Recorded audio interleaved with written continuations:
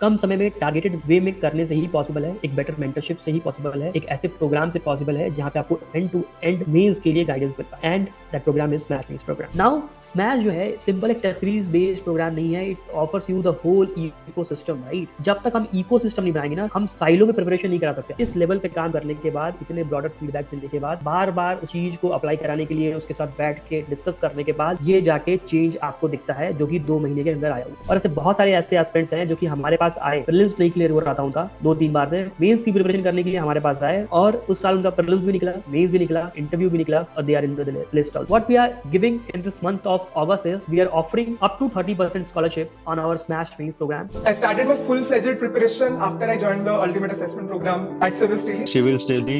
Civils Daily. Civils Daily. There is a 12-month strategy which I have done on Civils Daily platform only. I reached out to the Civils Daily team. Civils Daily. Current affairs में Civils Daily. Civils Daily. Civils Daily. With Civils Daily. Civils Daily.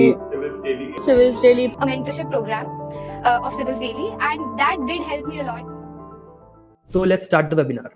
Now this webinar is the orientation session for Smash Maze 26 program, specifically the August batch, right? And all those aspects जो कि इस बार prepare कर रहे हैं 2026 में एक serious attempt देने के लिए, they have to know this thing very clearly is कि आपको एक टारगेटेड मैनर में प्रिपरेशन करनी होगी अगर आप 2026 को अटेम्प्ट करने वाले हैं और एग्जाम देने वाले हैं। अगर आप किसी भी तरीके के लिस्ट से लेथार्जिक मोड में हैं, प्रोक्रेस्टिनेट कर रहे हैं, एक्सपेरिमेंटल बेसिस पे आप प्रिपरेशन कर रहे हैं, हिट एंड मिसेस कर रहे हैं अपनी प्रिपरेशन में, सो अगर आपकी ये स्ट्रेटजी है तो you are already out of the game, right. And other people जो कि इस एग्जाम को निकालेंगे वो ऑलरेडी अच्छा काम कर रहे हैं। Now to understand this thing कि मेंस की प्रिपरेशन के लिए हमारे पास इस समय सिर्फ दिसंबर तक का टाइम है, we have only 4 months left, right. Last में we can stretch up to 1 more month, that is January, but अगर आप देखेंगे तो आपके पास सिर्फ 4 महीनों का टाइम है, और आपका हर महीना, हर वीक, हर दिन काउंट होना चाहिए। आपकी प्रिपरेशन इस टारगेटेड वे में होनी चाहिए। और अगर आपके पास कोई टाइम टेबल स्ट्रेटजी नहीं है तो इस ओरिएंटेशन सेशन में जो स्ट्रेटजी आपको बताई जा रही है उसको आप फॉलो कर सकते हैं। स्मैश मीन्स के टाइम टेबल को आप फॉलो कर सकते हैं। Now if you are attempting 2026 UPSC examination, आपको क्लियरली पता होगा कि 3 स्टेज है, प्रीलिम्स, मेंस और इंटरव्यू। नाउ थोड़ा सा भी अगर आपने रिसर्च किया होगा तो अभी तक आपको पता चल चुका होगा कि it is the mains which is going to, let's say, help you in getting your name and rank in the list, right?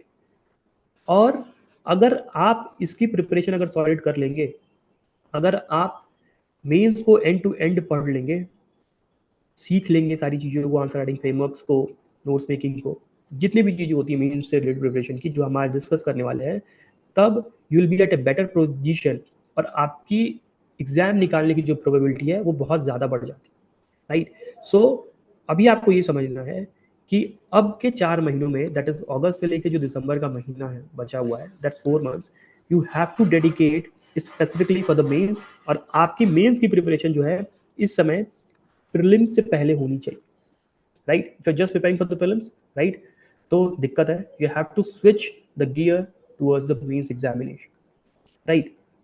Now in our smash mains programme हम क्या करते हैं, आपको एंड टू एंड मेंस की preparation कराते हैं, जिसमें आपको you get a lot of support, lot of ecosystem, जिसके पिलर्स आपको मदद करते हैं प्रिपरेशन करने में, प्लस द मेंटर सपोर्ट, जिसके बेसिस पे fault finding and course correction करके आप अपने लेवल को लगातार इंप्रूव करते हो और वहाँ पहुँच जाते हो जहाँ पे आप एग्जाम को निकाल सको, बहुत क्लोज पहुंच जाते हो आप एग्जाम को निकाल के, और अल्टीमेटली एग्जाम को क्लियर भी करते हो, राइट। नाउ जितने लोग इस सेशन को देख रहे हैं या हमारे इंटरनल स्टूडेंट्स हैं या जो हमें स्मैश में ज्वाइन करने वाले हैं, you have to understand one thing very clearly कि हमारी जो स्मैश की फिलॉसफी है ना, वो मेंस के एग्जाम को सिर्फ क्लियर करने की नहीं है, बट उससे ऊपर जाने की है। मेरा कहने का क्या मतलब है, इसको जरा ध्यान से सुनो कि इस बार 2024 का जो रिजल्ट आया, तो अगर आपको मेंस की कट ऑफ पता होगी तो 729 was the cut off, right. Let's suppose आपके 729 नंबर आ गए और आपने, मैं मान के चलता हूँ कि आपने इंटरव्यू में बहुत अच्छा परफॉर्म किया, लेट्स से आपने 200 नंबर लिया इंटरव्यू में। नाउ अगर आप इस नंबर को जोड़ोगे तो 729 नंबर होता है, ठीक है। बट जो फाइनल लिस्ट में आने की कट ऑफ है वो कितनी है, 947। यानी कि अभी भी आप लगभग 20 मार्क्स से पीछे हो।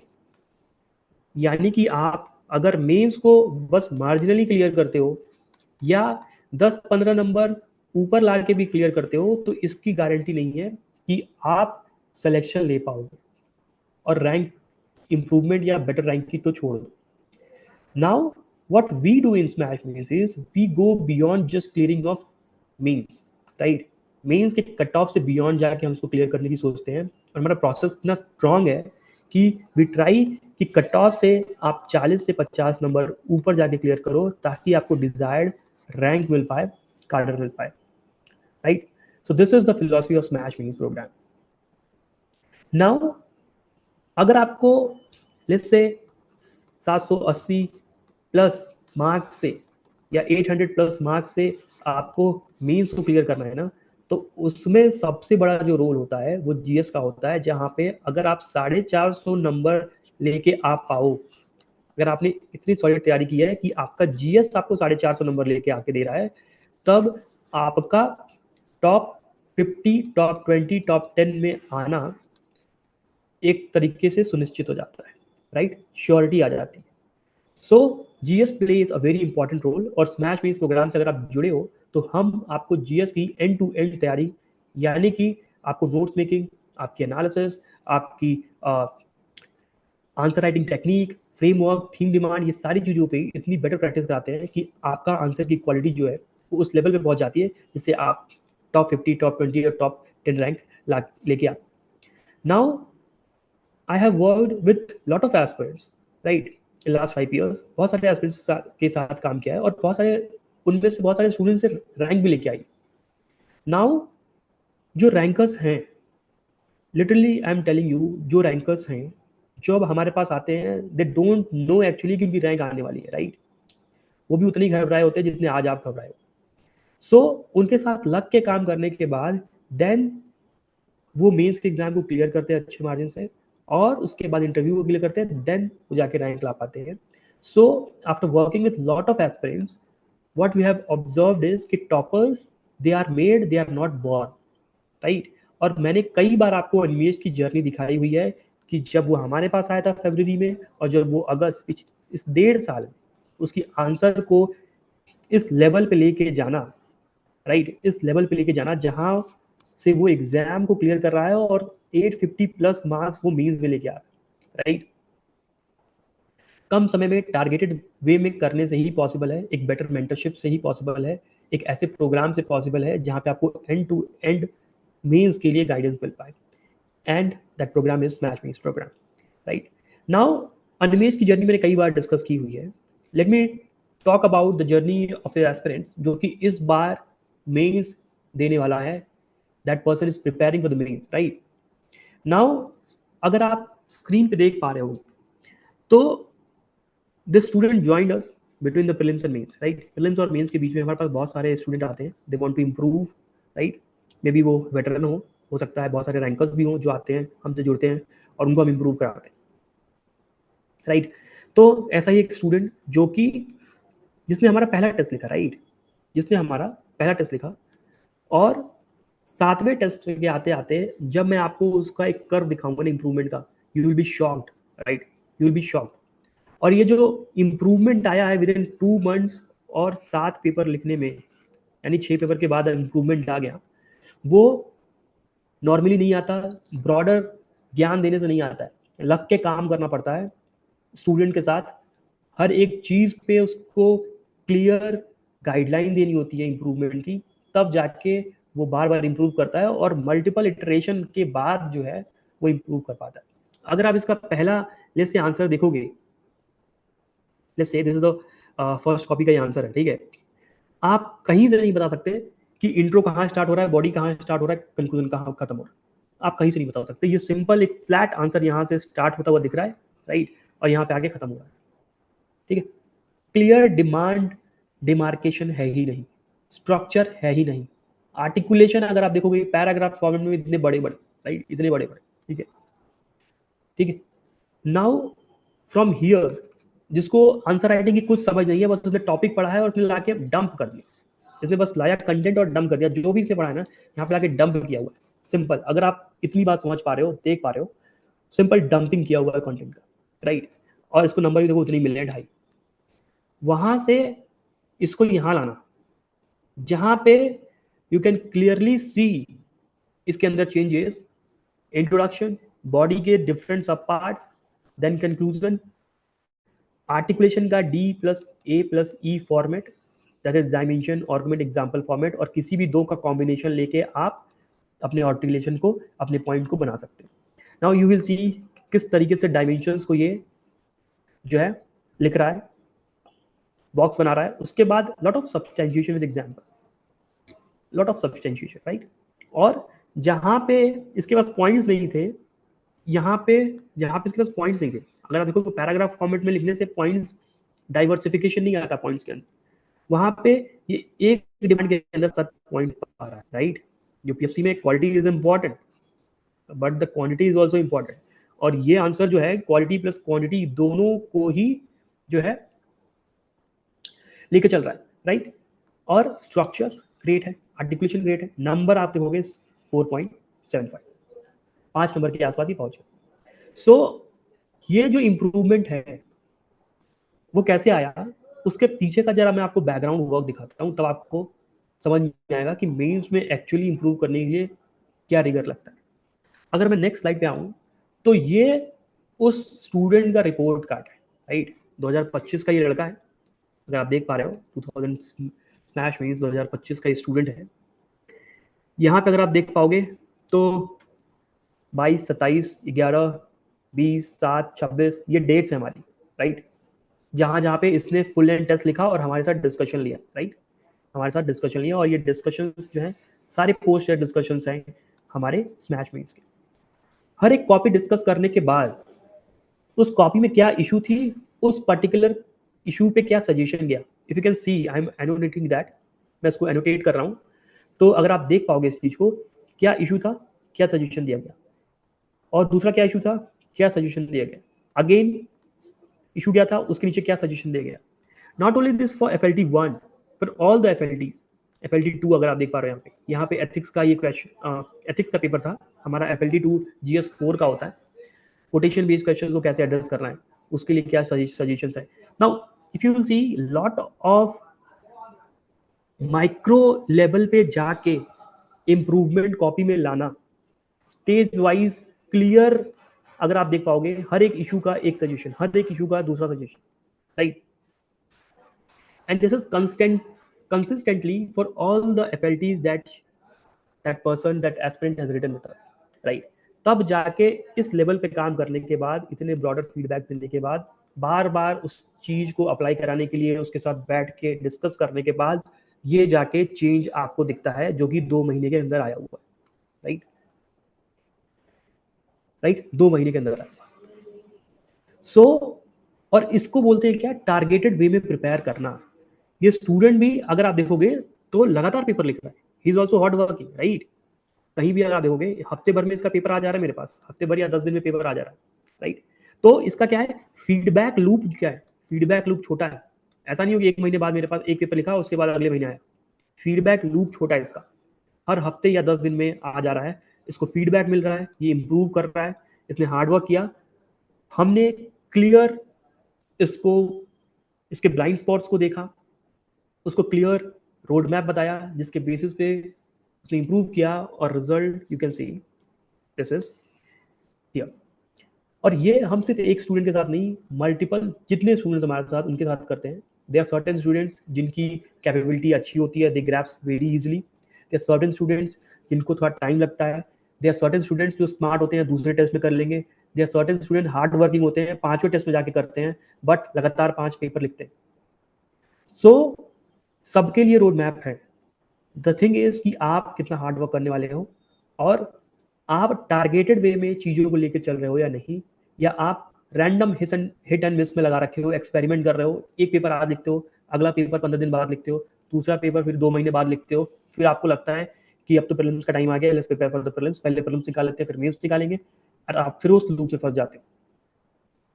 So this is what the rigor required, and this is what the progress report of a student is, and this is how in Smash Means program हम लेके चलते हैं अगर आप हमसे जुड़ते हो तो, right?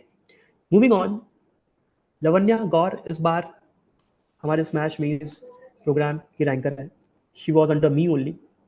अगर आप इसकी कॉपी देखोगे ना, ये वाली कॉपी, राइट, ये वाली copy, can you see how इससे dense content is there in हर कॉपी, राइट, और कितने अच्छा से स्ट्रक्चर्ड भी है under different headings as well with diagrams and everything. Now at the face of it आपको देखने से ये लगेगा कि ये टॉपर की कॉपी है, बट उस टॉपर की कॉपी को लिखने के लिए ये पैरामीटर्स हैं, इस लेवल ऑफ ब्रेनस्टॉर्मिंग पे जाना पड़ता है, तब जाके आप इस तरीके का आंसर लिख सकते हो. ठीक है, आपको नुआंसेस समझने पड़ेंगे, तब जाके आप इस तरीके का आंसर लिख पाओगे. अदरवाइज क्या होगा कि आप सिर्फ पढ़ोगे, कंटेंट उठाओगे और कॉपी में से डंप कर दोगे, राइट, कॉपी में से डंप कर दो. Content is important, but content का presentation in the copy is also important, right, and अपने कंटेंट को आंसर में ट्रांसलेट करना is a skill that you have to master, right, और वो लगातार प्रैक्टिस करने से होगी. Someone who is let's say experience enough, जो आपको गाइड कर पाए और टारगेटेड वे में हर हफ्ते आप क्या इंप्रूव कर रहे हो उसके थ्रू आपको लेके चले, तब जाके आपको विद इन 4 मंथ्स, जो मैं बता रहा हूँ ना आपको कि अगस्त से लेके दिसंबर तक जो भी हमारे पास टाइम है, इन 4 महीनों में भी तभी आप मेंस क्लियर कर पाओगे, मेंस प्रिपेयर कर पाओगे और एग्जाम को क्लियर कर पाओगे जब आप टारगेटेड मैनर में चल रहे हो, right. Otherwise it is going to let's say you are going to lose the battle, right. तो 4 महीने भी बहुत पुश करना पड़ेगा, इतना आसान नहीं है. मूविंग ऑन, कि एक रैंकर की कॉपी देखी आपने, आपको लगा कि बस क्या ये तो लिखा तो हुआ है, बहुत अच्छा लिखा हुआ है, you don't know the nuances कि ऐसा लिखना कैसे है. ठीक है, 0 से आपको 100 तक पहुंचना कैसे है वो आपको नहीं पता, वो नुआंसेस नहीं पता, and that is what the Smash mains program does.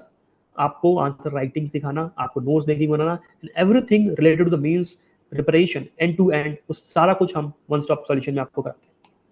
Now if you can see this is the rigour that is required, और ये कैसे आप देखोगे यहाँ पे रिफ्लेक्ट करता है, right. This is how it is being reflected.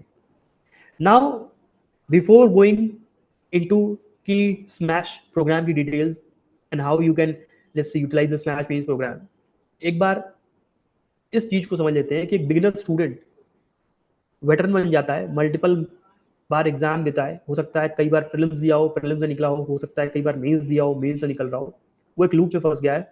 वहीं देयर आर सर्टेन एस्पिरेंट्स जो कि एग्जाम को देते हैं और पहली बार में निकल के आ जाते हैं. फॉर एग्जाम्पल अनिमेश प्रधान हो गया, पवन दत्ता हो गया, राइट. और ऐसे बहुत सारे ऐसे एस्पिरेंट्स हैं जो कि हमारे पास आए, राइट, प्रीलिम्स नहीं क्लियर हो रहा था उनका 2-3 बार से, मेंस की प्रिपरेशन करने के लिए हमारे पास आए, और उस साल उनका प्रीलिम्स भी निकला, मेंस भी निकला, इंटरव्यू भी निकला, और they are in the list also, right. There are a lot of students like this. Now you have to understand कि अगर आपका प्रीलिम्स भी कई बार नहीं निकला है ना, और आपने मेंस की प्रिपरेशन पे अगर आप स्विच हो गए, आपका मेंस का प्रिपरेशन करने के बाद आपकी एनालिटिकल स्किल्स डेवलप हो जाती है, इश्यू को समझना शुरू कर देते हो, यूपीएससी की लैंग्वेज पकड़ना शुरू कर देते हो, और अल्टीमेटली दैट ट्रांसलेट इनटू कि आपकी प्रीलिम्स की भी प्रिपरेशन अच्छी हो पाती है और आप प्रीलिम्स भी क्लियर कर पाते हैं, राइट. सो मेंस की जो प्रीलिम्स की भी प्रिपरेशन है ना, वो मेंस की होके थ्रू गुजरती है. Now let's understand this thing कि एक बिगिनर बच्चा वेटरन बन गया, कई बार से ये प्रिपेयर कर रहा है, उसके बाद भी एग्जाम नहीं लिख रहा, एग्जाम नहीं क्लियर हो रहा. उसका क्या रीजन हो सकता है? सिंपल रीजन ये हो सकता है कि इन्होंने पेपर दिया, प्रीलिम्स निकाल लिया, प्रीलिम्स निकालने के बाद इन्होंने मेंस दिया, मेंस की प्रिपरेशन नहीं थी, दूसरी बार दिया तो हो सकता है कि उस साल ऑप्शनल तैयार किया हो, उस बार भी एग्जाम नहीं निकला. उसके बाद दिया, हो सकता है ऑप्शनल के साथ साथ GS4 तैयार किया हो, उस बार भी एग्जाम नहीं निकला. फिर एग्जाम दिया, हो सकता है कि ऑप्शनल GS4 तैयार हो गया हो, बट GS3, GS2, GS1 इस बार फोकस कर रहे हो. तो द थिंग इज कि कभी भी इन्होंने मेंस की प्रिपरेशन को जो है एक बार ढंग से लग के 4 महीने नहीं दिए. एक जो स्टूडेंट बार बार मेंस देने के लूप में फंस जाता है ना, वो कभी भी 3 से 4 महीने लगातार मेंस को नहीं दे सकता, वो साइकिल में फंस चुका है. आपने मेंस दिया, अगस्त या सितंबर में, रिजल्ट आएगा दिसंबर में। कोई बच्चा जो कि मेंस दिया हुआ है सितंबर से दिसंबर के बीच में नहीं पढ़ता है, नहीं पढ़ सकता। बहुत रेयर लोग होते हैं जो कि इस दौरान पढ़ पाते हैं, अदरवाइज वो लोग सिर्फ और सिर्फ रिलैक्स करते हैं, चिल करते हैं, राइट। और दिसंबर में रिजल्ट आने के बाद अगर रिजल्ट आ गया तो आप इंटरव्यू की प्रिपरेशन करोगे, मे बी आप क्लियर करोगे या नहीं करोगे। क्लियर कर लिया तो बहुत अच्छी बात है, नहीं किया तो आपका फिर 30 डेज होंगे या 1 मे बी 1 मंथ से ज़्यादा भी हो सकता है, कभी कम भी हो सकता है। इस बार 20 दिन ही थे, तो हो सकता है आपको प्रीलिम्स के लिए 20 दिन या 30 दिन मिले, राइट। तो मेंस की प्रिपरेशन तो बिल्कुल नहीं हो पाई।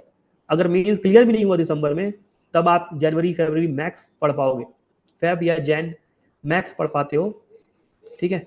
जैन और फेब मैक्स मेंस के लिए पढ़ पाते हो, बट उसके बाद फिर प्रीलिम्स जो है वो ट्रिकी हो जाता है और प्रीलिम्स आप प्रिपेयर करना शुरू कर देते हो। तो कभी भी टाइम नहीं मिलता, right. And someone who is preparing for UPSC 2026 examination, this is the golden opportunity, this is the golden window that you have, right। किस चीज की विंडो है आपके पास?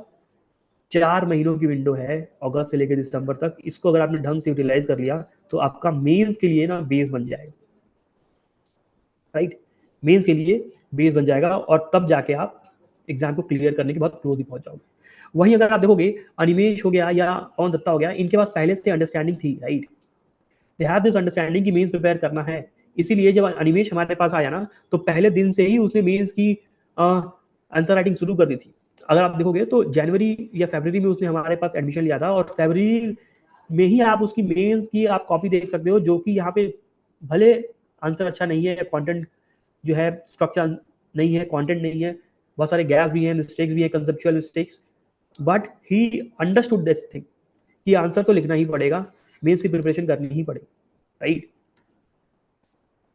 Now the only difference between people who are turning to ranker और veteran, ठीक है, दोनों में क्या डिफरेंस है कि एक रैंकर को पहले से पता होता है, मे बी उसका पीयर ग्रुप उसको बता रहा हो सकता है कि कॉलेज में के जो एलुमनी हो वो बता रहे हो, सीनियर्स, कि मेंस की प्रिपरेशन कितनी ज़रूरी है, या ऑलरेडी रिलेटिव्स में कोई हो जो इनको समझा पा रहा हो कि प्रोसेस ये है।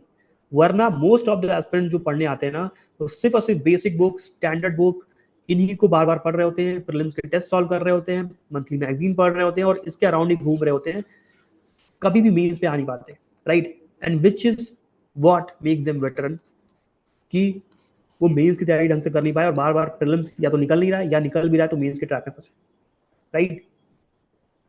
और इसका सिंपल सा अगर मैं आपको एग्जाम्पल दे दूं ना, सिंपल सा एग्जाम्पल दे दूं कि ऑल दोज पीपल जो अभी तक प्रीलिम्स की तैयारी में लगे हुए हैं, राइट, आप में से जितने भी लोग अभी तक एग्जाम दिए हैं या नहीं भी दिए हैं और प्रिपरेशन कर रहे हैं, अगर ये 2 क्वेश्चंस आ गए तो आपका स्टैंडर्ड बुक ये सॉल्व नहीं कर पाएगा।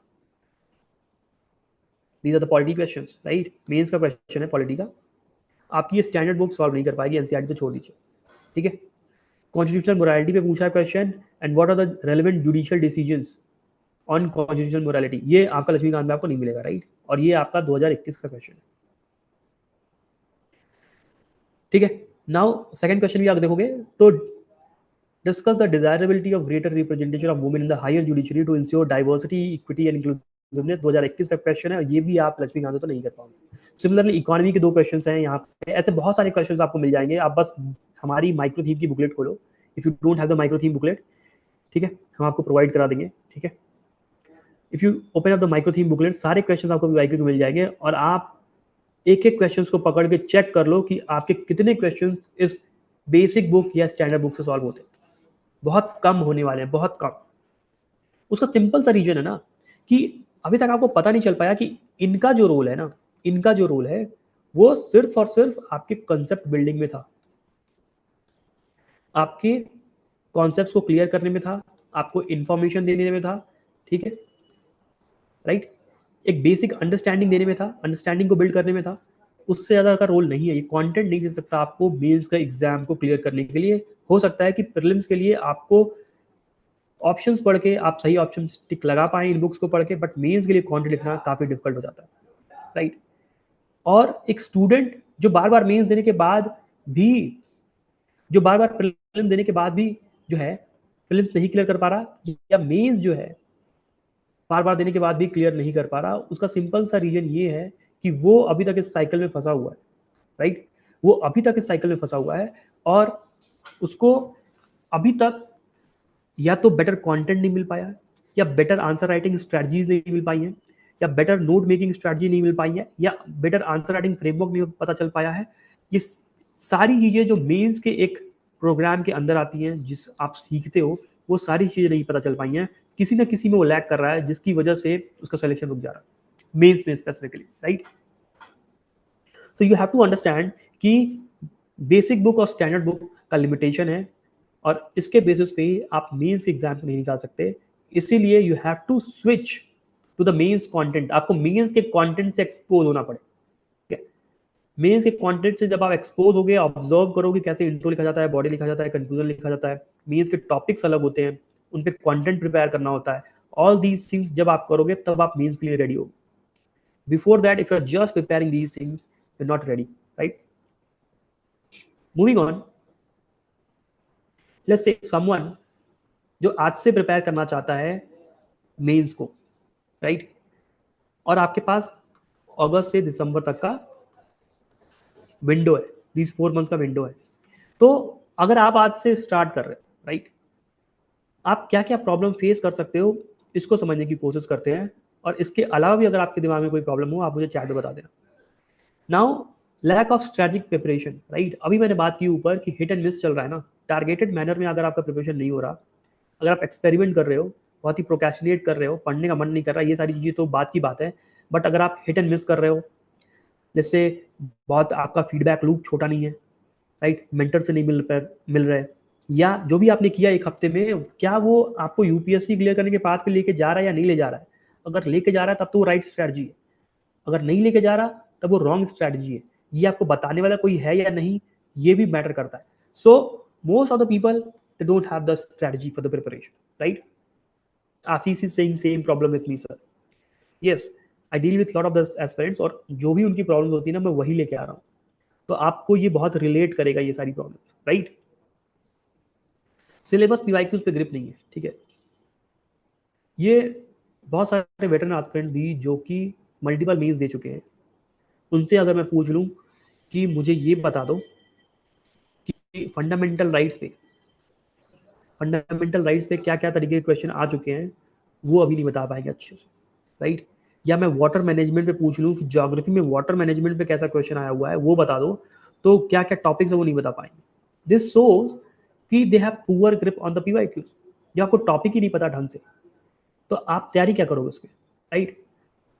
तो द थिंग इज कि सिलेबस और पीवाईक्यूज पे ग्रिप बनाना वो बहुत ज़्यादा इंपॉर्टेंट हो जाता है। और यूपीएससी ने आपको दो ही चीज़ दी हुई है, सिलेबस और पीवाईक्यूज। अगर आपने इस पर ग्रिप नहीं बनाया तो आप डेफिनेटली जो है एग्जाम को क्लियर नहीं कर पाओगे।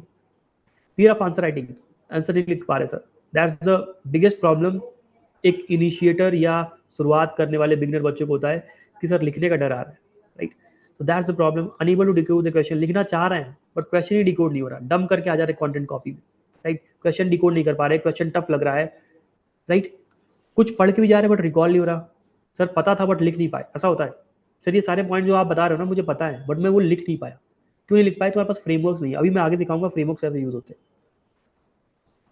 ऐसे पेपर कैसे बैलेंस करें, ऑप्शनल कैसे बैलेंस करें, फीडबैक लूप इनएडिक्वेट। आज तैयारी कर रहे हैं, 1 महीने तक तैयारी कर रहे हैं, पता ही नहीं चला कि क्या पढ़ा है, पीछे देख रहे हैं तो कुछ याद नहीं, राइट? नोट मेकिंग कितनी करनी चाहिए, आती नहीं आती है, बुक में टिक करने से हो जाएगा या फिर अपने नोट बनाने पड़ेंगे, 1 पेजर कैसे बनाए, ये सारी प्रॉब्लम जो है ना आपकी क्या है, जेन्युइन प्रॉब्लम्स है जो एक स्टूडेंट फेस करता है, राइट? कंटेंट नहीं है मीन्स के लिए, और करंट अफेयर का इंटीग्रेशन कैसे करें, ये जो सारी प्रॉब्लम्स हैं, these are the problems that a student will face at day 0।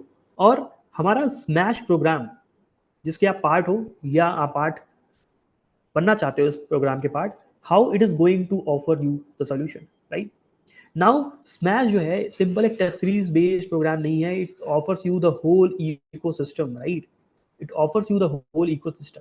जब तक हम इकोसिस्टम नहीं बनाएंगे ना, हम साइलो में प्रिपरेशन नहीं करा सकते आपकी, राइट? आपको एंड टू एंड मेंस की प्रिपरेशन नहीं करा सकते जब तक हमारे पास वो इकोसिस्टम ना हो।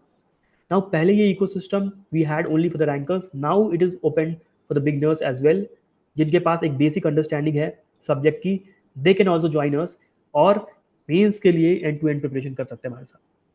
Now if you see the micro theme analysis that we have done, micro theme की बुकलेट आपने देखी होगी मार्केट में, आपके पास होगी भी शायद, राइट, आपके पास होगी भी शायद. माइक्रो थीम के बेसिस पे अगर आपने कर लिया प्रिपरेशन, आपका सिलेबस और पीवाईक्यूज का डर जो है ना वो पूरा का पूरा निकल जाए. It will kill the fear of syllabus and PYQs, right. X factor notes हैं, कंटेंट की कमी जहां पे भी है, जैसे आपका स्टैंडर्ड बुक, आपकी एनसीईआरटीज आपको कंटेंट नहीं दे पाती मेंस के आंसर लिखने के लिए, the X factor notes will help you there, right. It is a mains content. उसके बाद आप देखोगे सिर्फ कंटेंट पढ़ लेने से नहीं होगा, सिर्फ एनालिसिस माइक्रो थीम की कर लेने से नहीं होगा, जो भी आपने पढ़ा है वो ट्रांसलेट होना चाहिए आंसर के अंदर. उसके लिए brainstorming and answer writing framework सीखनी पड़ेगी. ये आपको मेंटर हर एक डिस्कशन में सिखाता है.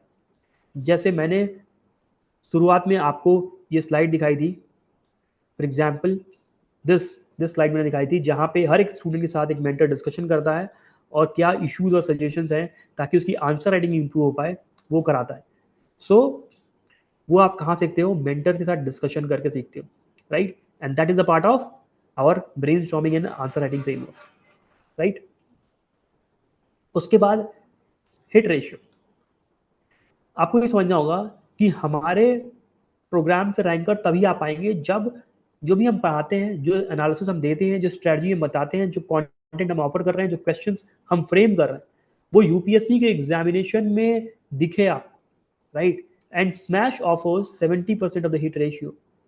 70% का hit ratio Smash means offer करता है, which is maximum and nobody can beat it, no other program can beat it, right. It is why because the kind of analysis that we do in preparing our full length test. अगर आप देखोगे, अगर मैं इसको zoom कर पा रहा हूँ, अगर आप इसको देख पा रहे हो, क्लियरली नहीं देख पाओगे, बट हर एक FLT1, FLT2, FLT3, हर एक FLT के अंदर कौन कौन से टॉपिक्स जाएंगे वो सारे हमने यहाँ पे कवर किए हैं, जिसकी वजह से एक आपका सिर्फ और सिर्फ टेस्ट देने की वजह से ही पूरा का पूरा सिलेबस जो है वो कवर हो जाता है, right. And after that we have the model answers. आपको पता होगा कि बहुत सारे ऐसे मिसलेनियस टॉपिक होते हैं जिसको आप मॉडल आंसर से ही प्रिपेयर कर सकते हैं. दूसरी बात, बहुत सारा कंटेंट जो आप एक्स फैक्टर से प्रिपेयर करते हो उसको आंसर में कैसे ट्रांसलेट करना है, इंट्रो, बॉडी, कंक्लूजन में कैसे लिखना है, वो समझ नहीं आता. वो आप मॉडल आंसर्स को देख के ऑब्जर्व करते हो कि पहले इंट्रोडक्शन, इस टॉपिक पे ऐसे इंट्रोडक्शन लिखा हुआ है. Now you can prepare the introduction for the model answer itself, right. और मॉडल आंसर्स की क्वालिटी अगर आप देखोगे हमारी काफ़ी बेटर है. मल्टीपल डायमेंशन का कवरेज है, होलिस्टिक. आप देखोगे अगर हमारे जो भी FLTs हैं, what we are giving suggestion to the students जो कि इस बार मेंस देने वाले हैं, कि हमारे 12 के 12 मॉडल आंसर्स पढ़ जाओ फुल लेंथ टेस्ट के, you will be able to get 70% of the hit ratio in the real mains examination, right. और ये सारी जो तैयारी आप कर रहे हो ना, ये सारे जो पिलर्स हैं, इसको कॉम्प्लीमेंट कौन करता है, करंट अफेयर्स, हमारा बर्निंग इशू और समाचार मंथन. आपने सब कुछ पढ़ लिया, बट माइक्रो थीम को करंट अफेयर के साथ लिंक ही नहीं किया. एक पर्टिकुलर माइक्रो थीम लिस्ट से फंडामेंटल राइट्स, इस पे क्या कुछ नया करंट अफेयर्स आया है, कुछ नया जजमेंट्स आया है, राइट. वो सारी चीज़ों को आपको करंट अफेयर से करना पड़ेगा, तब जाके आपका ये एक particular micro theme that is fundamental rights complete हो पाएगा. So that pillar is also taken care by our burning issue magazine. Now all these system, all these pillars together form SMASH as an ecosystem for means preparation, right. तो अगर आप एक student हो, ठीक है, और आपको मेंस की प्रिपरेशन करनी है, तो why you should be choosing SMASH, right. There are 3 simple reasons why you should choose SMASH means program. The first is the consistent result. आपको पता है हर साल SMASH के रिजल्ट आ रहे हैं, ठीक है. पवन दत्ता हो गया, आदित्य पांडे हो गए, या आप देखो लवन्या गौर हो गई, सुमित हो गया, मुकुंद हो गया, हर्षिता हो गई, प्रीति भारती हो गई, प्रियंका हो गई. The lot of names I can take, these are my students, right. ठीक है. दूसरा, result is the biggest parameter. First thing is result is the biggest parameter. अगर रैंकर आ रहे हैं यानी कि प्रोसेस पाथ सही है, राइट. हिट रेशियो, रैंकर तभी आएंगे जब हम जो पढ़ा रहे हैं, हमारी जो स्ट्रेटजी है वो एग्जाम में हिट करें, राइट. आपको 70% का हिट रेशियो हम दे पा रहे हैं, और इसके लिए बैकएंड में बहुत मेहनत लगती है. एनालिसिस R&D करने में बहुत मेहनत लगती है, ताकि हम यूपीएससी की नर्व को पकड़ पाएं और उसके बेसिस पे क्वेश्चंस को फ्रेम कर पाएं, अपने कंटेंट को अपग्रेड कर पाएं, वैल्यू को ऐड कर पाएं मॉडल आंसर्स के अंदर और एक्स फैक्टर के अंदर, तब जाके आपको ये हिट रेशियो मिलता है, राइट। और third is the ecosystem. The ecosystem जो हमने ऊपर अभी बात की थी, राइट, जो स्मैश को इकोसिस्टम बनाता है। तो एक एक करके देखते हैं कि लास्ट टाइम 2024 का जो पेपर आया उसमें हमने 70% ऑफ द हिट रेशियो लिया था। अगर आप देखोगे तो कुछ क्वेश्चंस यहाँ पे अगर आप देख पा रहे हो, ठीक है, ये क्वेश्चन मेंस में आए हुए क्वेश्चन है 2024 के, ये हमारे फुल लेंथ टेस्ट की पेपर्स है, राइट। अर्बनाइजेशन पे क्वेश्चन आया हुआ है, ठीक है। अर्बनाइजेशन का मैरिड वुमेन्स या वुमेन पे, अदर क्लास ऑफ वुमेन्स पे क्या इम्पैक्ट था। अब देखो स्टेटस ऑफ वुमेन और अर्बनाइजेशन, हमारे पास same content is going to be utilise here, right. अगर आप देखो एनजीओ पे क्वेश्चन आया है, सोशियो इकोनॉमिक इश्यूज, यहाँ पे भी एनजीओ पे क्वेश्चन आया हुआ है, ठीक है। और करंट गवर्नेंस फ्रेमवर्क क्या एनजीओ के लिए एडुकेट है या नहीं, इस पे क्वेश्चन आया हुआ है। नाउ अगर आप देखो तो what kind of collaboration between government, NGO and private sector would be most productive. Now similar content he use होने वाला है यहाँ, एक सिमिलर कंटेंट। सिटीजन चार्टर पे यहाँ पे क्वेश्चन आया हुआ है, हमने सिटीजन चार्टर पे क्वेश्चन दिया हुआ है, ठीक है।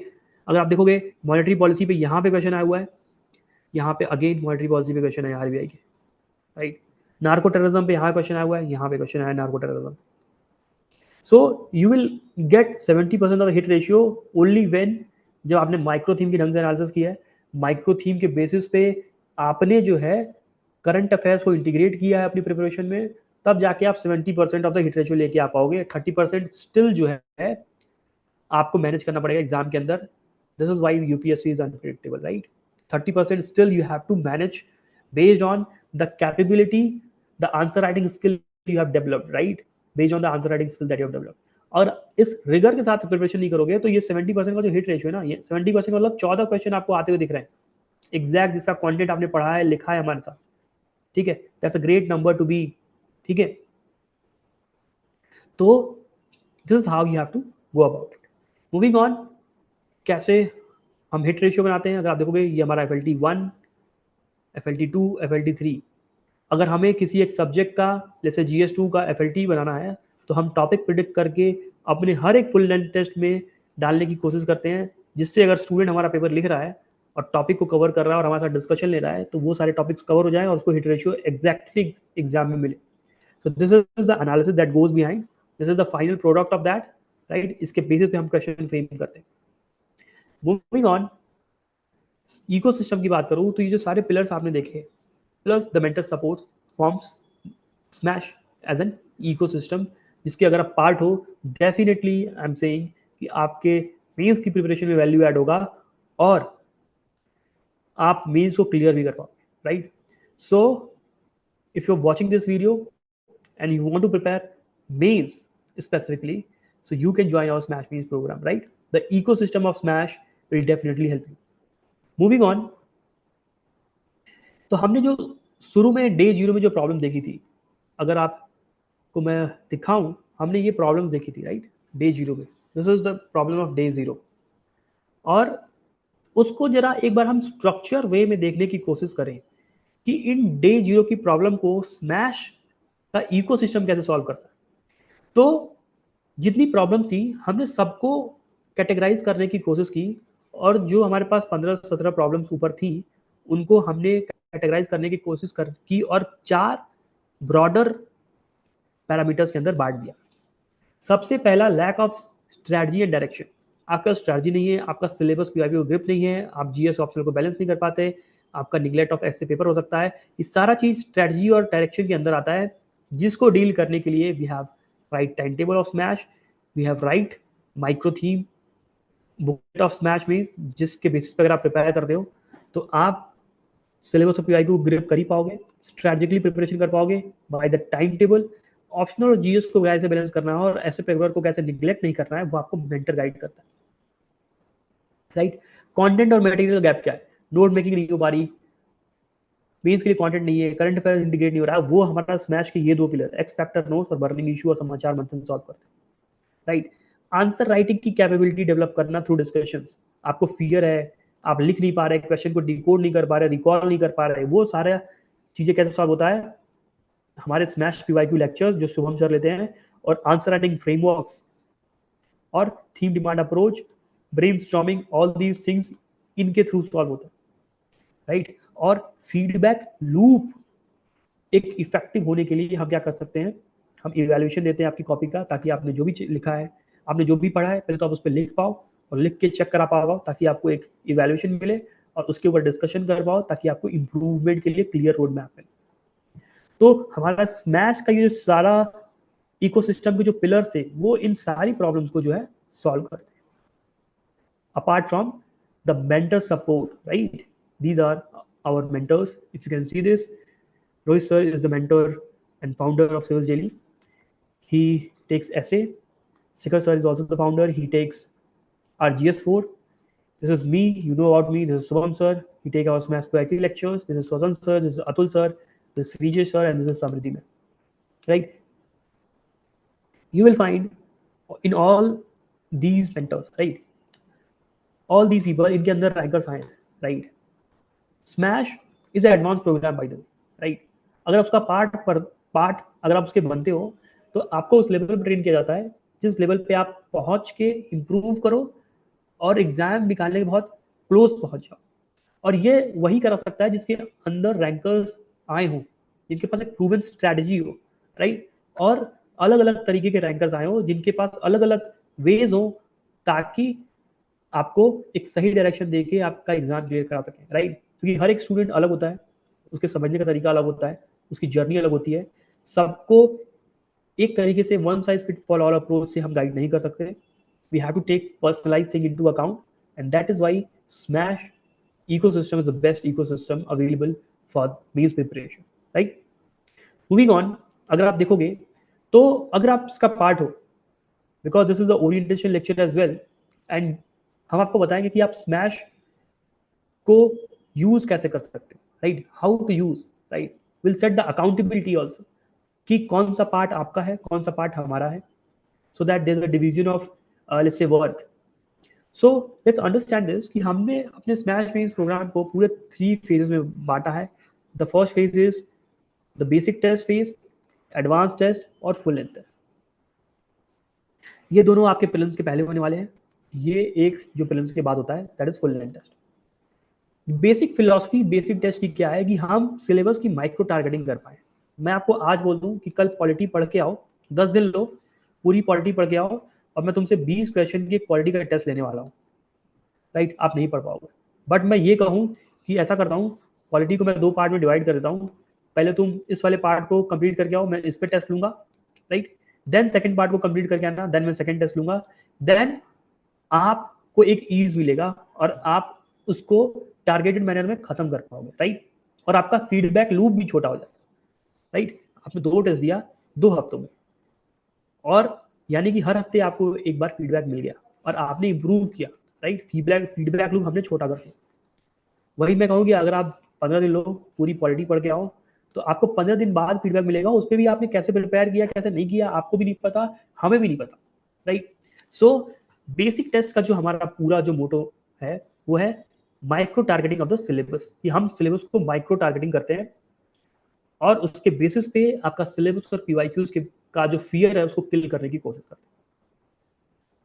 Now after you complete the basic test, there is a phase of advance test, जहां पे आपको उन्हीं माइक्रो थीम्स पे क्वेश्चन आएंगे बट करंट अफेयर्स के साथ लिंक होकर आएंगे।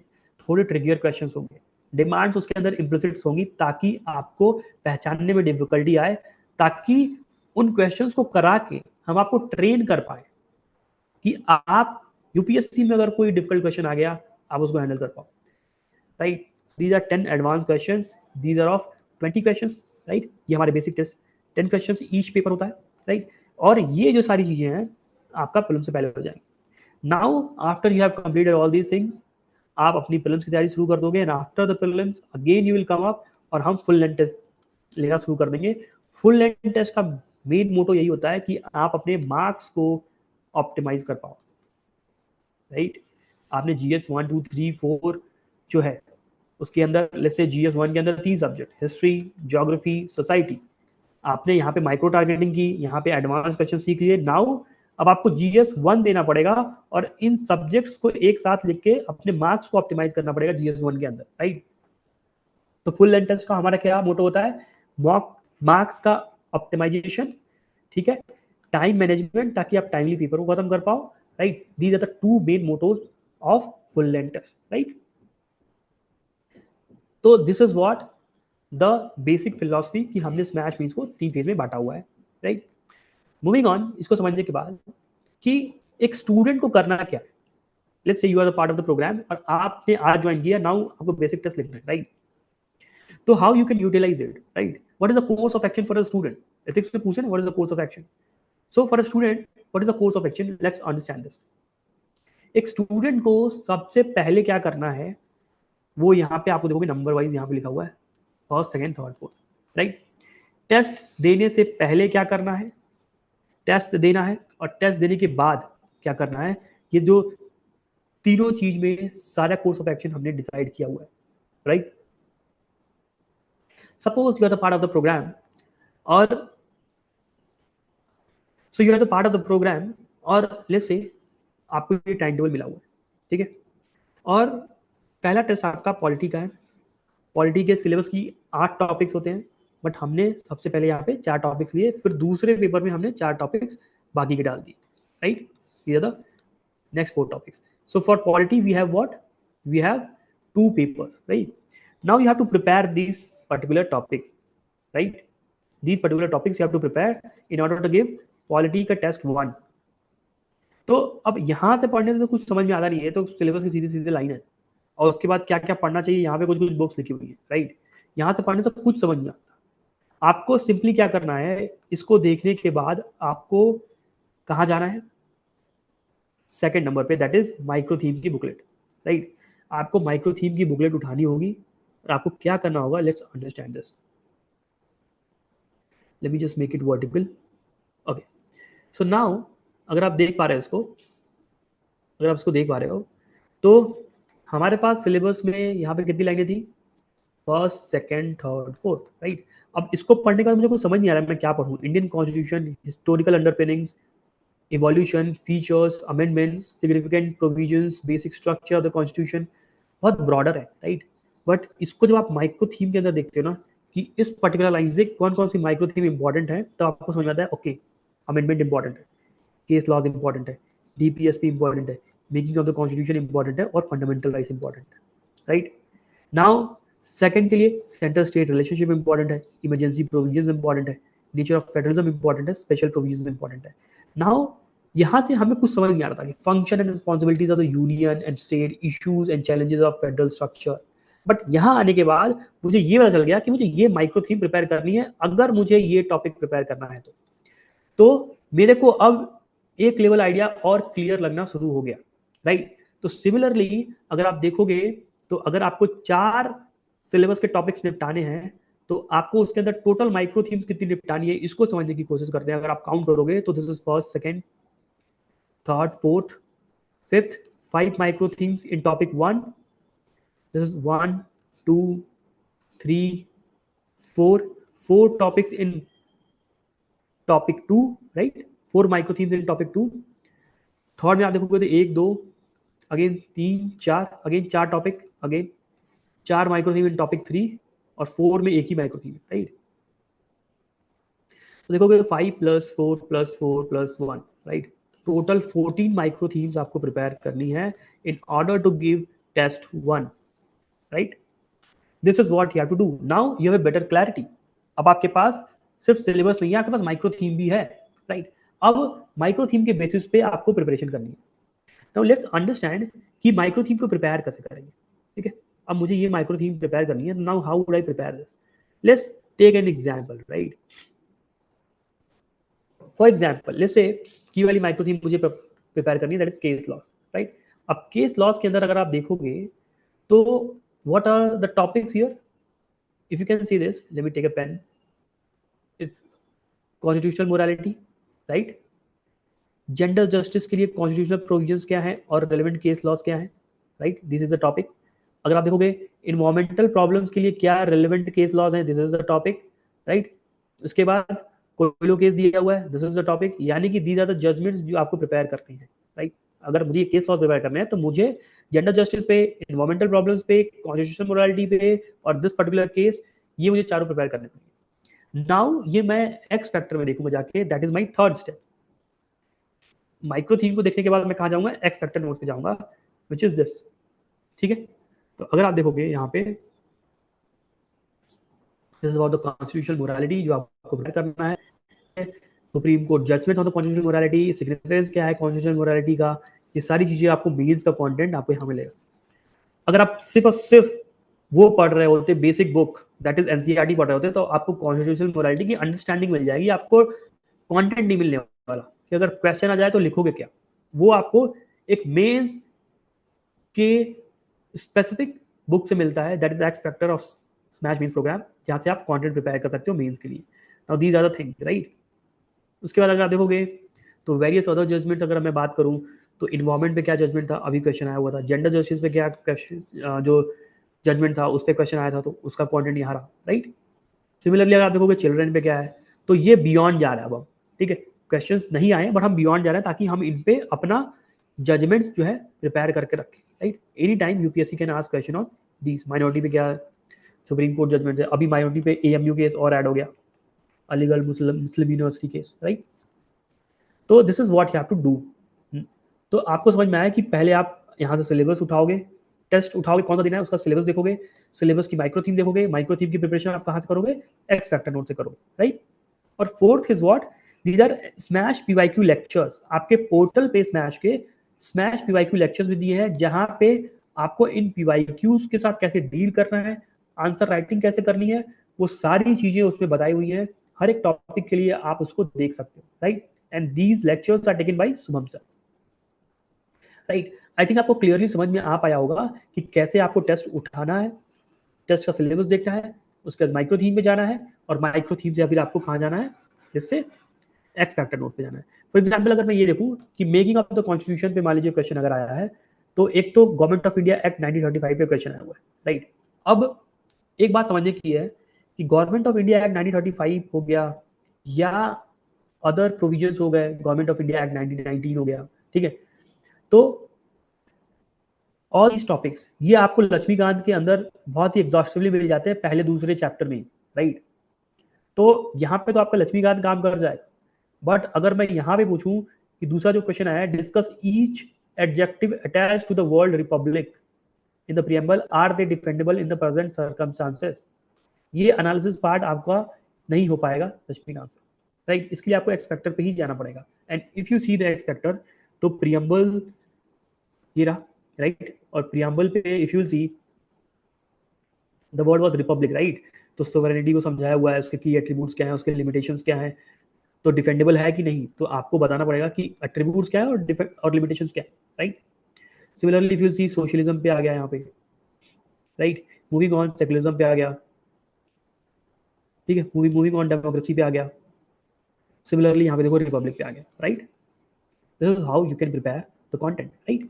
तो अब आपको समझ में आ गया होगा कि मेंस स्पेसिफिक कंटेंट पढ़ना पड़ता है मेंस के आंसर को लिखने के लिए, right. So this is what a student has to do before writing the test, right. This is what a student has to do, he has to utilise 1 2 3 4 all these things and these are set in the chronological manner, right। ये chronological manner है, right। अभी तक हमारे fourth, तो आपको test देने से पहले ये 4 स्टेप फॉलो करने पड़ेंगे, this is very clear, right. और टेस्ट देने के बाद आपको ये 4 स्टेप फॉलो करने के बाद आपको पांचवा स्टेप करना पड़ेगा, दैट इज आपको टेस्ट अटेम्प्ट करना पड़ेगा, राइट। तभी हमको पता चल पाएगा कि आपने जो पढ़ाई की एक पर्टिकुलर सिलेबस को डील करने के लिए, that is where's the pen, okay let me just change the pen, okay magic pen आ गया, let me just clear it, okay। तो एक पर्टिकुलर सिलेबस को टारगेटेड मैनर में प्रिपरेशन करने के लिए हमने यहाँ पे गए, हम यहाँ पे गए, हमने ये किया, अब ये पूरा आपका फीडबैक जो है क्लोज कर देगा, राइट। और इसी तरह आपको 4 महीने के अंदर GS 1 2 3 4 सबका सिलेबस ऐसे खत्म कर जाना है, सारी माइक्रो थीम प्रिपेयर कर जाना है, सब पे आपको एक्स फैक्टर पढ़ लेना है, आपको स्मैश पे लेक्चर देख लेना है। ये सारा करने के बाद आपको एक एक करके सबसे टेस्ट देना है। तो अगर आपने इस टॉपिक्स को प्रिपेयर किया, कंटेंट प्रिपेयर किया उसका, तो कंटेंट को आंसर्स में ट्रांसलेट करना भी इज वेरी इंपॉर्टेंट, राइट। और उसको ट्रांसलेट करना is a skill that you have to learn, right? तो वो जब तक आप टेस्ट अटेम्प्ट नहीं करोगे ना तब तक वो आएगा नहीं। नाउ हियर द डिफरेंस, जो स्टूडेंट सिर्फ और सिर्फ प्रीलिम्स की तैयारी कर रहा था वो टेस्ट देखते घबरा जाएगा, बट एक स्टूडेंट जो मेंस की तैयारी कर रहा था ना उसको यहाँ पे बहुत सारे क्वेश्चन होते हुए दिखेंगे। देखो फंडामेंटल राइट्स और डीपीएसपी का क्वेश्चन, जो अभी हम ऊपर फंडामेंटल राइट्स और डीपीएसपी माइक्रो थीम देख रहे थे उस पे क्वेश्चन है। प्रियम्बल पे question, can you see this? Preamble पे क्वेश्चन, ठीक है।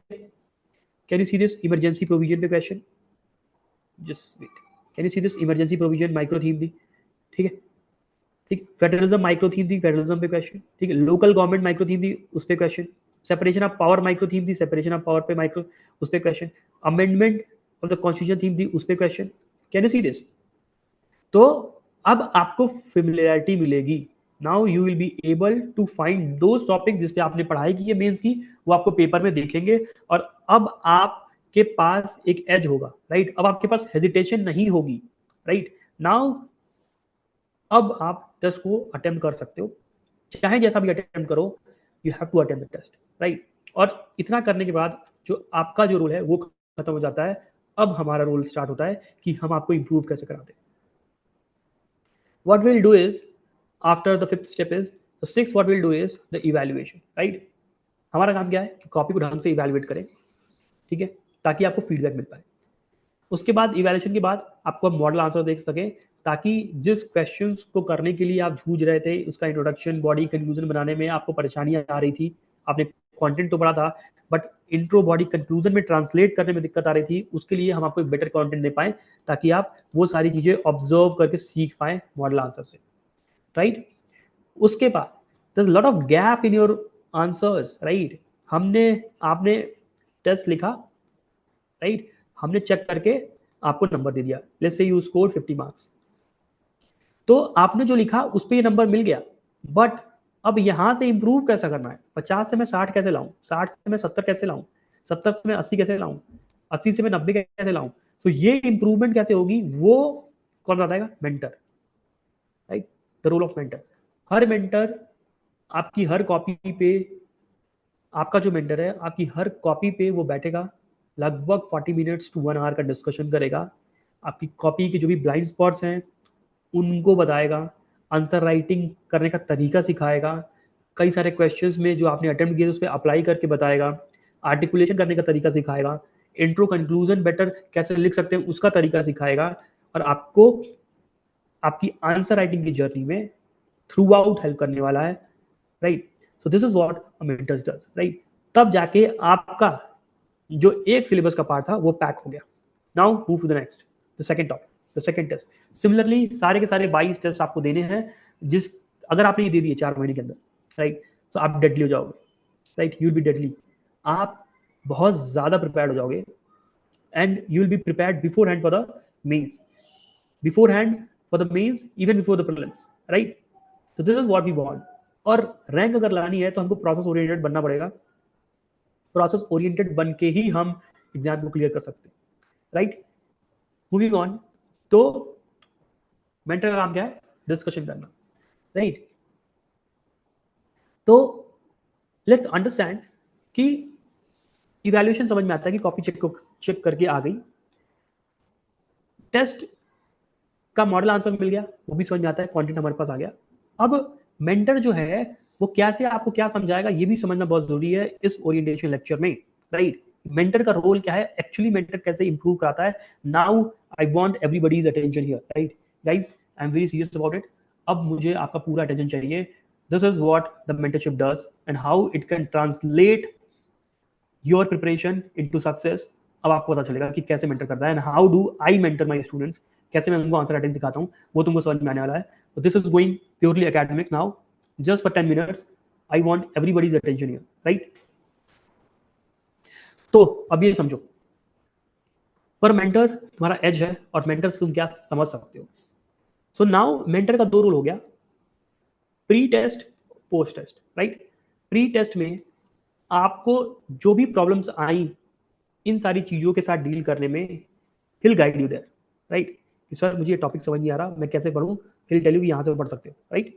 सर मेरा 7 दिन में नहीं हो पाया, मेरा 7 दिन में इतना ही टॉपिक हो पा रहा है, मैं क्या 10 दिन ले सकता हूँ, उसके हिसाब से मेरा पूरा टाइम टेबल दिक्कत हो रहा है, what should I do, so mentor will be guiding you, right. कहाँ आप कम कर सकते हो टाइम, कहाँ ज़्यादा कर सकते हो, so he will be guiding you throughout. दूसरा कि आपका वो पर्सनलाइज क्या करता है, स्ट्रैटेजी बिल्डिंग करता है पर्सनलाइज वे में, राइट। आपने इन चीज़ों को पढ़ा, एक टेस्ट देने के लिए, लेट्स से फॉर एग्जांपल आपको ये टेस्ट देना था, राइट, इस पार्ट पे टेस्ट देना था, राइट, इस पार्ट पे टेस्ट देना था, ठीक। आपने नोट्स पढ़े, नोट्स कुछ बनाए होंगे, you can get your notes reviewed by the mentor, right, और उस पर फीडबैक ले लो कि तुम सही जगह पे जा रहे हो कि नहीं। ऐसा तो नहीं तुम बुक छाप दे रहे हो, क्या ज़रूरत होता है, कौन से कीवर्ड्स होने चाहिए उस पर्टिकुलर माइक्रो थीम से रिलेटेड, वो सारी चीज़ें वो देख लेगा, राइट, और आपको फीडबैक दे देगा। तो this is what the pre test time, कि प्री टेस्ट से पहले आपको क्या हेल्प मिलने वाली है।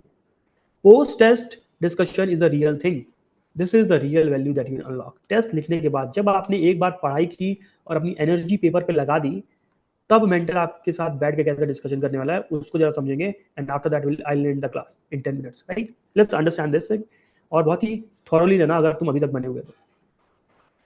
पोस्ट टेस्ट डिस्कशन में एक मेंटर आपको क्या सिखाता है, question decoding, answer writing frameworks और वैल्यू एडिशन, 3 काम है मेंटर का करना, ठीक है। क्वेश्चन डिकोडिंग का मतलब क्या हुआ, लेट्स अंडरस्टैंड दिस थिंग, और मैं इसको एक क्वेश्चन पे करके दिखाऊंगा अभी तुमको, right. So let's understand this. Question को डिकोड करने के लिए एक मेंटर आपको सिखाएगा कि आपको आइडेंटिफाई करना पड़ेगा अलग अलग फ्रेमिंग्स ऑफ द क्वेश्चन। यूपीएससी में एक तरीके के क्वेश्चन नहीं आते, कोई स्टेटमेंट आ रहा है, कोई स्टेटमेंट के साथ आफ्टर स्टेटमेंट आ रहा है, कोई डायरेक्टिव बेस्ड आ रहा है, कोई डायरेक्ट क्वेश्चन आ रहा है, हर एक क्वेश्चन अलग है, उसको आइडेंटिफाई करना और उसकी थीम और डिमांड निकालना, that's the first thing that you have to understand, right. Theme demand निकालने के बाद आपको डायरेक्टिव की समझ होनी चाहिए, क्या डायरेक्टिव आपको समझाना चाह रहा है, बियॉन्ड डिमांड जाना है कि नहीं, कुछ हिडन डिमांड है क्या, all the things are directive, to what extent, how far, critically examine, discuss, evaluate the effectiveness, इन सब का क्या एग्जैक्टली मतलब होता है और इसके हिसाब से कैसे आंसर चेंज हो जाता है, ये मेंटर का काम है सिखाना, राइट। वेटेज मैनेजमेंट कैसे करना है कॉपी के अंदर, पता चला कि जो कोर पार्ट है उसको छोड़ के नॉन कोर पार्ट में आपने कॉपी में भर दिया, ठीक है, और सोच लो कि नंबर ज्यादा आना चाहिए, तो नहीं आएगा, ठीक है, तो वो आपको सिखाएगा। और इंट्रो, बॉडी, कंक्लूजन कैसे लिखेंगे, उसका स्ट्रक्चरिंग कैसे करेंगे, वो सिखाएगा, right. This is the job of the mentor in question decoding. बताना आंसर राइटिंग फ्रेमवर्क क्या होता है कि लेट्स से आपको इंट्रोडक्शन सिखा दिया, आपको कंक्लूजन सिखा देगा। बॉडी लिखने के लिए फॉर एग्जांपल जैसे बॉडी मैंने मान लो हेडिंग बना दी, इसके अंदर मुझे 5 पॉइंट लिखने हैं, तो इन 5 पॉइंट को जनरेट करने के लिए क्या कोई फ्रेमवर्क है, क्या कोई फ्रेमवर्क, अभी मैं अप्लाई करके दिखाऊंगा, क्या कोई फ्रेमवर्क है क्या, ये आपको मेंटर सिखाना, ताकि आपके लिए रिकॉल इजी हो जाए। The lot of aspirants says कि सर हमको रिकॉल नहीं हो रहा, राइट, वो नहीं होगा क्योंकि आपके फ्रेमवर्क डेवलप नहीं हुए। अभी मैं एक क्वेश्चन पे तुमको लगा के दिखाऊंगा, तुमको पूरा समझ में आ जाने वाला है कैसे होने वाला, right, just wait for 2 more minutes।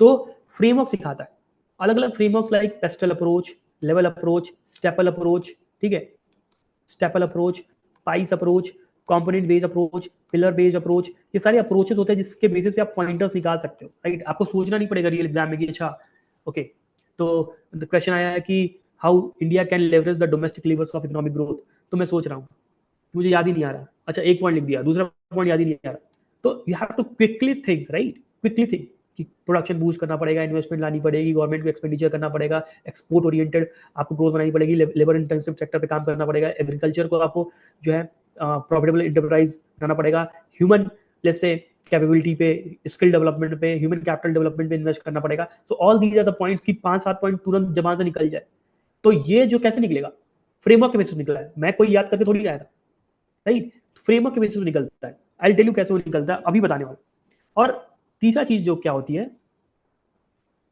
Body के पॉइंट्स और वैल्यू एडिशन, मतलब क्या कि आपने यहाँ पे जो पॉइंट्स बनाए, आपने यहाँ पे जो पॉइंट्स बनाए हैं, जो डायमेंशन यहाँ लिखे हुए हैं, इनको एग्जाम्पल से सब्सटेंशिएट भी तो करोगे, ऐसा थोड़ी कि बस ऐसे लिख के आगे बढ़ जाओगे, तो वैल्यू एड क्या होगा आंसर में, डेटा, रिपोर्ट, फैक्ट्स, ये तो करोगे, तो वो वैल्यू एडिशन का पार्ट होता है। तो मेंटर बता देगा कि आपके वैल्यू एडिशन नहीं है कॉपी में, राइट, कितना करना चाहिए वो सारी बता देगा। और वैल्यू एडिशन आपको कहाँ से निकालना होता है, डेफिनेटली आपको मॉडल आंसर से निकालना होता है value addition, right, value addition आपको यहाँ से निकालना होता है, एक बैंक बना लेना उसका ताकि आप यूज कर पाओ, right. So this is what the game of mentor. अब मैं तुमको एक क्वेश्चन में इसको अप्लाई करके दिखाता हूँ। Now I want all your attention, right, let's understand this कि मान लो तुमने ये क्वेश्चन लिखा और तुम मेरे पास आ गए कि सर मुझे क्वेश्चन बताओ कैसे करूं मैं, ठीक है, तो मैं तुमको कैसे सिखाऊंगा, let's understand this and after that I end the class, right, I end this orientation session. So अगर आपको क्वेश्चन दिख पा रहा है स्क्रीन पे, the question says the success of environmental governance depends on state society synergy, right? Evaluate the role of civil society organization, that is CSO, in bridging the gap between policy and practice in the context of environmental protection in India. अब question देखने बहुत बड़ा लग रहा है. Now you are a beginner aspirant, आपने कुछ कुछ लिख दिया आंसर में, अब आप मेरे पास आ गए कि सर मुझे तो समझ नहीं आया, बताओ कैसे करोगे, right, and how I can make it easy for you. Let's understand this. सबसे पहले क्वेश्चन की डिकोडिंग करेंगे, राइट. सबसे पहले क्वेश्चन की डिकोडिंग करने वाले अपन. क्वेश्चन की डिकोडिंग में सबसे पहले क्या करेंगे, किस तरीके का क्वेश्चन है. अगर आप देखोगे तो ये स्टेटमेंट यहाँ से यहाँ चल रही है, उसके बाद इवैल्यूएट डायरेक्टिव के साथ क्वेश्चन आ रहा है और इन द कॉन्टेक्स्ट भी है, यानी कि स्टेटमेंट के बाद कॉन्टेक्स्ट के साथ क्वेश्चन आ रहा है. पहली बात तो हमने ये पकड़ लिया, ठीक है, इतनी बात समझ में आ गई, ये मैंने तुमको पहचान में आ गया होगा तुम, राइट. दूसरा, थीम डिमांड निकालेंगे. थीम क्या है, इन्वायरमेंटल गवर्नेंस पे क्वेश्चन है, पढ़ लो, जाके पढ़ लो, कहीं भी लिखा है environmental governance, environmental production, environmental governance पे क्वेश्चन है. ये हमारी क्या है, थीम हो गई, ठीक है, थीम हो गई. डिमांड क्या है, क्वेश्चन पूछ क्या रहा है कि सिविल सोसाइटी का रोल बता दो कि गैप को ब्रिज करने में, राइट. तो रोल बता दो मेरे को, तो आप पॉजिटिव रोल बताओगे. और यहाँ पे इवैल्यूएट भी लिखा है, डायरेक्टिव का फंक्शन है, यानी कि यहाँ पे आपको 50-50 लग जाएगा, 50-50 अप्रोच, राइट. यानी कि आप रोल तो बताओगे, बट रोल में क्या चैलेंजेस है वो भी बताओगे. That is demand 2 for you, right. This is demand 1, this is demand 2, right. This is theme. Challenge बताओगे, थोड़ा सा आपको वे फॉरवर्ड भी बताना पड़ेगा और तब जाके आपको एंड भी करना पड़ेगा, कंक्लूजन. सो नाउ अगर मैं इस क्वेश्चन को डिकोड करने के बाद इसका स्ट्रक्चर बना के आपको दिखाता हूं कैसे होगा. तो फॉर एग्जाम्पल लेट्स सपोज कि मैं यहाँ पे एक ब्लैंक पेज लेता हूँ, right, and I have 2 pages here, right. मेरे पास 2 पेज है. तो यहाँ पे तो मैं इन्वायरमेंटल गवर्नेंस, मेरी थीम है, तो इन्वायरमेंटल गवर्नेंस के बारे में मैं क्या लिखूंगा, मैं इंट्रो दूंगा, ठीक है, इंट्रो दूंगा. Are you guys there with me, right. Just wait for 5 minutes, अभी तुमको समझ जाएगा पूरा, ठीक है. मैं इंट्रो देने वाला हूँ इन्वायरमेंटल गवर्नेंस पे, ठीक है. और इन्वायरमेंटल गवर्नेंस पे वो बोल क्या रहा है, अगर आप वापस से क्वेश्चन पे आओगे तो स्टेट और सोसाइटी का सिनर्जी होना चाहिए. मतलब क्या, एक स्टेट है, मतलब हमारा गवर्नमेंट, और हमारी सोसाइटी है, ठीक है, इसके बीच में सिनर्जी होनी चाहिए इन्वायरमेंटल गवर्नेंस के लिए, ठीक.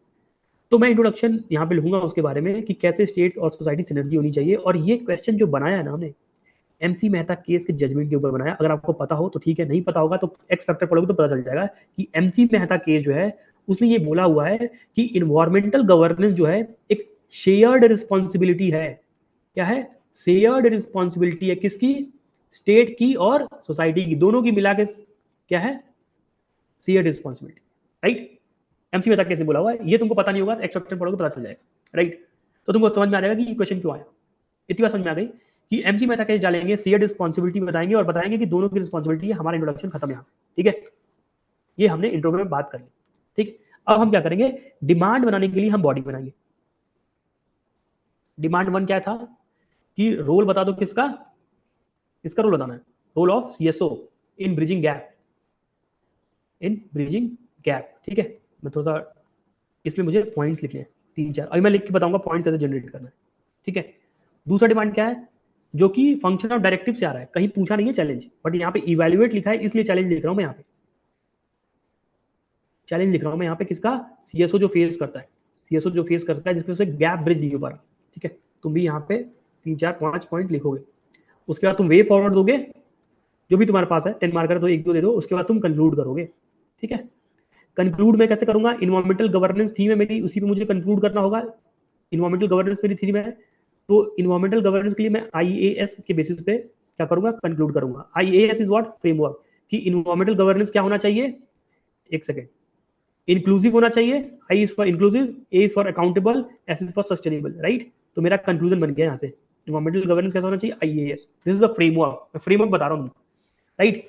इतनी बात समझ में आ गई कि मैंने इंट्रोडक्शन लिख लिया, मैंने क्या लिख लिया, कंक्लूजन लिख लिया. इंट्रोडक्शन का फ्रेमवर्क मुझे जजमेंट से आ गया, यहाँ पे मुझे IAS वाले फ्रेमवर्क से आ गया. अब मुझे बॉडी लिखनी है कि role of CSO in bridging the gap और चैलेंजेस दैट CSO फेस, मुझे ये लिखना है, ये लिखना है. अब मैं इसको कैसे जनरेट करूंगा, लेट्स अंडरस्टैंड दिस. तो एक बात ये समझो, ठीक है, इसके फ्रेमवर्क को समझो कैसे होने वाला है। Let me change the colour of the pen. ठीक है, आई थिंक मुझे दूसरा पेज ही लेना पड़ेगा। Let me add one more page here. Let's understand this thing very clearly, right? State है, स्टेट है, ये हमारी सोसाइटी है। अब इसके भी जो बहुत बड़ा गैप है, राइट, और इसकी सिनर्जी होनी चाहिए इन्वायरमेंटल गवर्नेंस के लिए, एमसी मेहता ने बोल दिया, बट उनके बोलने से हो जाता है क्या? नहीं होगा ना। गैप है, गैप को फिल करेगा कौन? करेगा सीएसओ करेगा। सीएसओ ये फिल करने वाला है। और सीएसओ कैसे फिल करता है ये मुझे पॉइंट में यहाँ पे बताना है। This is the point that I have to generate. I will use stakeholder approach here. Let's learn the framework stakeholder approach. मैं क्या यूज करने वाला हूं? Stakeholder approach to generate the points. Stakeholder approach, ठीक है। Civil society organisation किसके किसके साथ, किस स्टेक होल्डर के साथ कनेक्टेड होता है? गवर्नमेंट के साथ कनेक्टेड होता है, राइट। और किसके साथ कनेक्टेड होता है? एडमिनिस्ट्रेशन के साथ कनेक्टेड होता है। और किसके साथ कनेक्टेड होता है?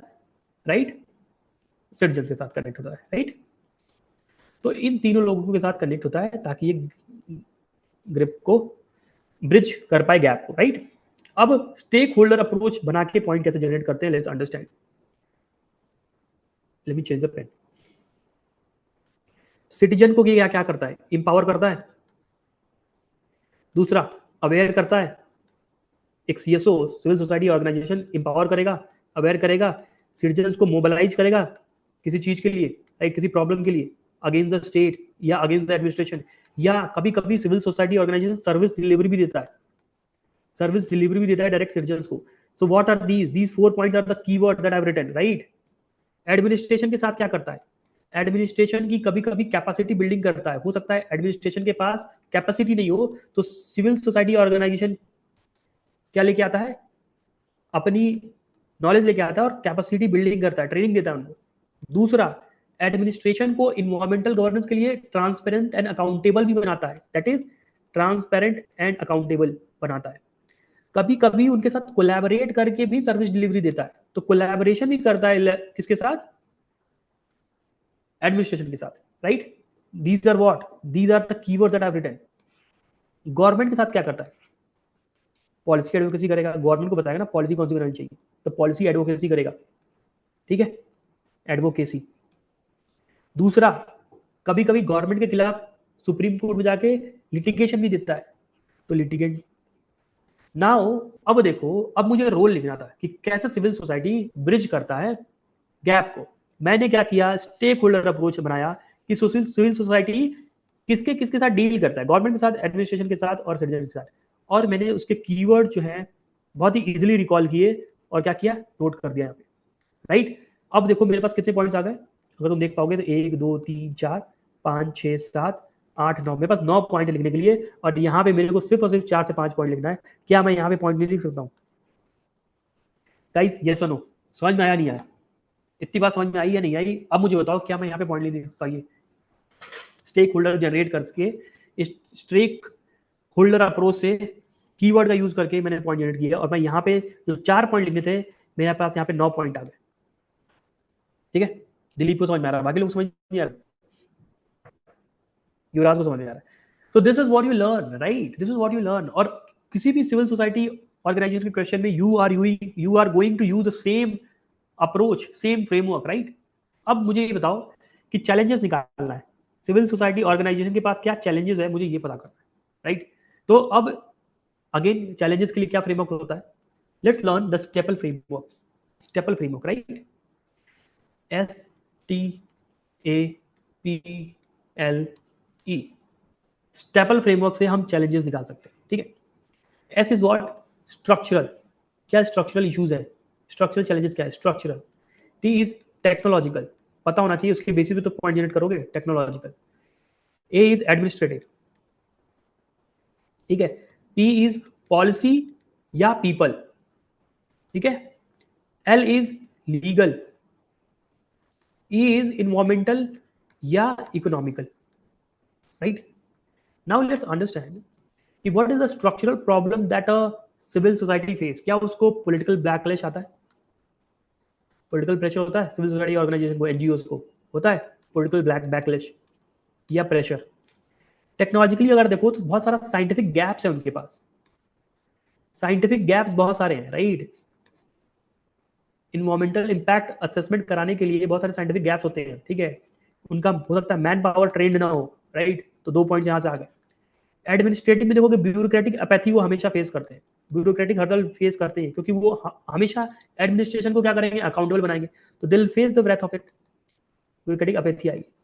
People, P is for people, people या पॉलिसी, पॉलिसी फ्रेगमेंटेशन की तुम बात कर सकते हो, दैट्स द कीवर्ड। या P is what, people, people मतलब lack of awareness among people about civil society organisation, right. तो अवेयरनेस नहीं है तो इसलिए उनका रीच नहीं है, ठीक है। तो पुअर अवेयरनेस, लो अवेयरनेस लिख दिया यहाँ पे। L is legal, civil society organisation कोई स्टैच्यूटरी बॉडी नहीं है, ठीक है, कोई कॉन्स्टिट्यूशनल बॉडी नहीं है, तो उनके पास लीगल और इंस्टीट्यूशनल बैकिंग नहीं होती, that's the legal problem that they have, legal and institutional banking नहीं होती, राइट। और इकोनॉमिकल या इन्वायरमेंटल, तो इकोनॉमिकल में they have resource constraints as well, right, funding का इशू है, ठीक है, रिसोर्स कंस्ट्रेंट। अब देखो कि मैंने स्टेबल फ्रेमवर्क यूज किया और मैंने कितने पॉइंट जनरेट कर दिए, 1 2 3 4 5 6 7 8। अब मुझे लिखने कितने यहाँ पे, 4 या 5 लिखने, ठीक है। कैन यू सी दिस कि इसका आंसर करने के लिए मैंने एक बार स्टेक होल्डर अप्रोच अपनाया, एक बार स्टेपल अप्रोच निकाला, लगाया, चैलेंज निकाले।